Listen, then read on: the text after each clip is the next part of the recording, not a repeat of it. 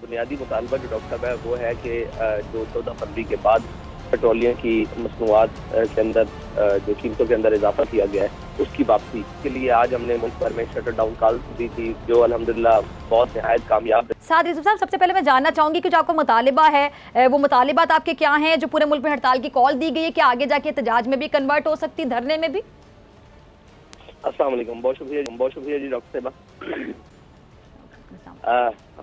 ہمارا بنیادی مطالبہ جو ڈاکٹر صاحب ہے وہ ہے کہ جو 14 فروری کے بعد پیٹرولیم کی مصنوعات کے اندر جو قیمتوں کے اندر اضافہ کیا گیا ہے اس کی واپسی، یہ ہمارا پہلا بنیادی مطالبہ ہے، اور اس کے لیے آج ہم نے ملک بھر میں شٹر ڈاؤن کال دی تھی جو الحمدللہ بہت نہایت کامیاب رہی، بلکہ پوری قوم ایک تحریک لبیک پاکستان کی آواز کے ساتھ ملا کر غریبوں کی آواز کا حصہ بنی۔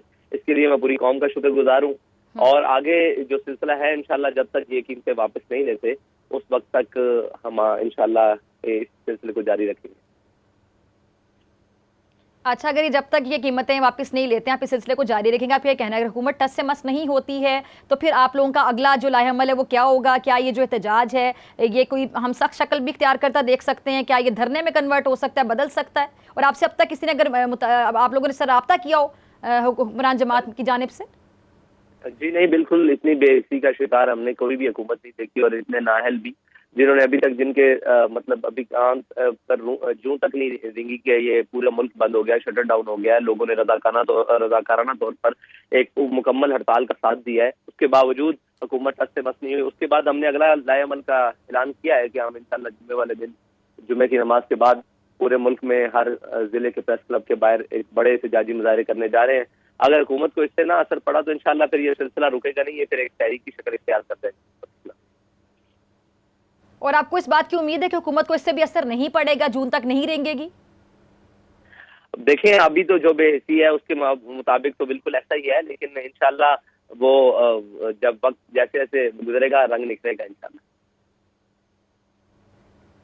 ٹھیک ہے۔ اچھا، مہنگائی کا جو حل ہے وہ تو الیکشن ہی نظر آتا ہے سعد رضوی صاحب، اگر دیکھا جائے سمجھا جائے، کیونکہ جب تک پولیٹیکل سٹیبلٹی نہیں ہوگی اکنامک سٹیبلٹی نہیں ہو سکتی، تو آپ اس بات سے اگری کرتے ہیں کہ الیکشن جلد از جلد ہونا بہت ضروری ہے، وقت کی بہت ضروری؟ جی ڈاکٹر صاحب، میں اس بات سے اس لیے اگری نہیں کرتا کہ ہمیں پہلے ایک تبدیلی کا لالی پاپ سنایا گیا کہ تبدیلی آئے گی تو ملک ٹھیک چلے گا۔ تبدیلی آ چکی، جب تبدیلی نے اپنے رنگ دکھانے شروع کیے تو پھر ایک اور رنگ لایا گیا، جب تک رجیم چینج نہیں ہوگی اور جناب اس حکومت کو گرایا نہیں جائے گا تب تک مہنگائی نہیں جائے گی۔ جب رجیم چینج ہو گیا، اب نیا کہانی سنائی جا رہی ہے کہ جب الیکشن نہیں ہوں گے تو جب تک تو اس وقت ملک سٹیبل نہیں ہوگا۔ بھائی ملک سٹیبل ہو سکتا ہے، اس کے لیے اکانومک ریفارمز کی ضرورت ہے، اس کے لیے وہ ساری چیزوں کی ضرورت ہے جسے ہمیں بنیادی طور پر کرنا ہے، لیکن یہ کوئی بھی مخلص نہیں ہے ملک کے ساتھ۔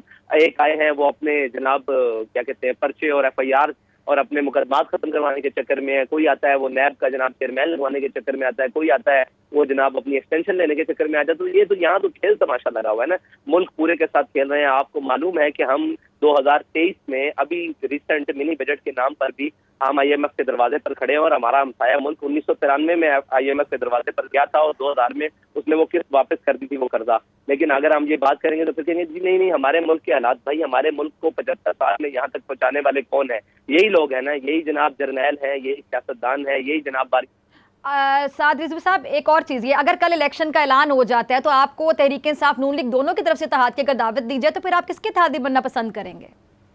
جی میں صرف قوم کا اتحادی بننا پسند کروں گا، جس قوم کے لیے جناب مہنگائی کے لیے آج ہم نے شٹر ڈاؤن کال کی، پوری پاکستان کی کسی بھی جماعت نے اس کا حمایت کا اعلان نہیں کیا۔ اس کا مطلب ہے ہر کوئی اپنی سیاست کے لیے کھیل رہا ہے، قوم کے لیے تو کسی نے بھی آواز بلند نہیں کی۔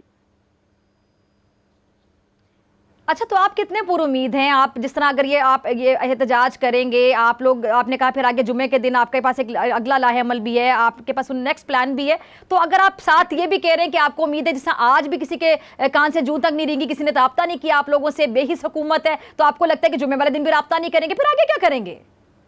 پھر اس کے آگے بعد ہم اپنا لائحہ عمل جاری رکھیں گے، اور اس کے بعد انشاءاللہ ایک وقت ایسا آئے گا جب یعنی آپ کے پاس ابھی سے کوئی پلان ہے کہ اس کے بعد کیا کریں گے ساتھ ساتھ، یا پھر آپ سچویشن کو دیکھتے ہوئے، صورتحال کو دیکھتے ہوئے ڈیسائیڈ کریں گے؟ جی نہیں، اس کے بعد بہت سارے پلان ہیں۔ جی آپ کہہ رہے ہیں بہت سے پلانز ہیں آپ کے پاس اس کے علاوہ؟ جی اس کے بعد بہت سارے پلان ہیں جی انشاءاللہ۔ تو وہ صورتحال کو دیکھتے ہوئے वो सारे पत्ते सूरत हाल को देखते हुए खेले जाएंगे कि अगर हुकूमत इस तरह रिस्पॉन्स देती है तो फिर ये पत्ता खेला जाएगा, नहीं देती तो फिर देखिए नामूस रिसालत का मसला ऐसा है जिसके ऊपर हम फौरन रिएक्शन देते हैं। ये है कौम का मसला और कौम की महंगाई का मसला। इसके लिए कौम को बावर कराना जरूरी है कि हम आपके लिए निकले हैं। हम नहीं चाहते कि फौरन किसी चीज का ब्लॉकेज हो, फौरन सारी चीजें हो। हमने शटर डाउन के लिए भी 1 हफ्ते का वक्त दिया, बल्कि 1 हफ्ते से ज्यादा का वक्त दिया, और आगे भी हम 3-4 दिन का वक्त दे रहे हैं, मजीद भी वक्त देंगे। लेकिन अगर ये नहीं आएंगे तो फिर आखिरी हाल यही होता है, तंगा मत बजंगा मत। आपको लगता है कि अभी हुकूमत सीरियस नहीं ले रही आपके मुतालिबात को या आपके एहतजाज की कॉल को? देखिए हुकूमत तो किसी भी चीज को सीरियस नहीं ले रही ना। हुकूमत को सिर्फ ये फिक्र है कि नवाज शरीफ को कैसे वापस लाना है, इसहाक डार को कैसे स्टेबल करना है, और जनाब लाडलों को कैसे नवाजना है, और अपने मुकदमात को कैसे खत्म करना है, और जनाब अपनी वो क्या कहते हैं सारी हुकूमत को बचाना किस तरह है। अगर हुकूमत को कौम की फिक्र होती तो जब भी IMF के दरवाजे पर ये जाते और मिनी बजट या किसी भी नाम पर कौम का कबाड़ा निकाला जाता, बल्कि ये अशराफियत को नवाजने की चीजें खत्म की जाती, ये बाकी जो सारे मामलात हैं इनको खत्म किया जाता है। लेकिन इनके कभी भी इस तरफ नहीं वो होता है। बस वो हमारे जनाब आने वाले वजीर आजम ने ये कह दिया कि वो beggars are not the chooser, तो बस उसका हम खमियाजा भुगत रहे हैं कि वो उन्होंने हमें भिखारी बना दिया और खुद वो भिखारी आला बन गए। बस इतना सा हमें फर्क कर दिया और तो कुछ नहीं बदला इस मुल्क में। अच्छा साथ ही जो महंगाई है वो तो सबसे बड़ा मसला है इस टाइम पे पाकिस्तान की आवाम का, कि सबसे ज़्यादा बड़ा मसला है कि महंगाई जिस पे बात नहीं हो रही है या फिर उसके लिए कुछ सोल्यूशन या कोई हल की तरफ नहीं जा रहा। एक आपका पॉइंट बिल्कुल ठीक है कि सबको अपनी अपनी पड़ी हुई है, अपने अपने इक़्तिदार की पड़ी हुई है। तो अगर कोई और भी महंगाई के लिए कोई और पार्टी भी आवाम के लिए दर्द दिल रखती हो तो आप एक पेज पर आएंगे उनके साथ? देखिए आवाम के लिए जब कोई बात निकलेगा तो हम देखेंगे कि उनकी शायद आवाज़ हमसे ज़्यादा मौसर है, या मजबूत आवाज़ से निकले और नीयत से निकले तो बिल्कुल उनका साथ देंगे। दूसरी बात यह है कि मुझे आप ये बताएं, एस्टेब्लिशमेंट की लड़ाई हो, इमरान खान की लड़ाई हो, नवाज शरीफ की लड़ाई हो, PDM की लड़ाई हो, पूरी ऊपर से नीचे अदलिया की लड़ाई हो, किसी में इस पूरी लड़ाई में कौम कहाँ है?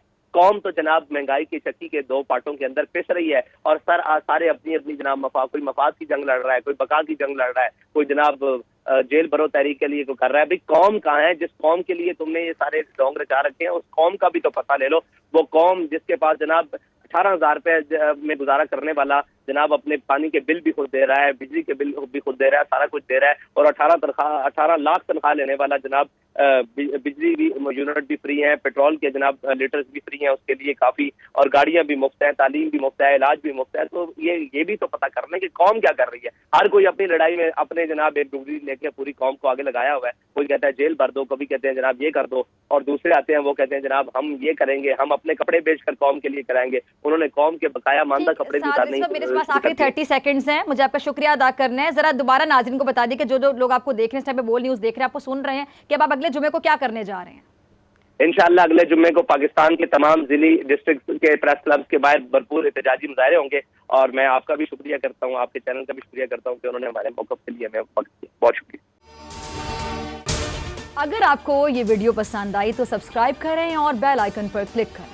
इम्पोर्टेड हुकूमत और उनकी हवारियों की अदलिया के खिलाफ हर्जा सराई, मरियम नवाज की अदलिया और फाजिल जज साहिबान पर शदीद तनकीद। इस घिनौनी साजिश को बेनकाब करने पर बोल को एक दफा फिर नशरियात की बंदिश का सामना करना पड़ रहा है। बोल अदलिया की इज्जत के लिए खड़ा है और खड़ा रहेगा।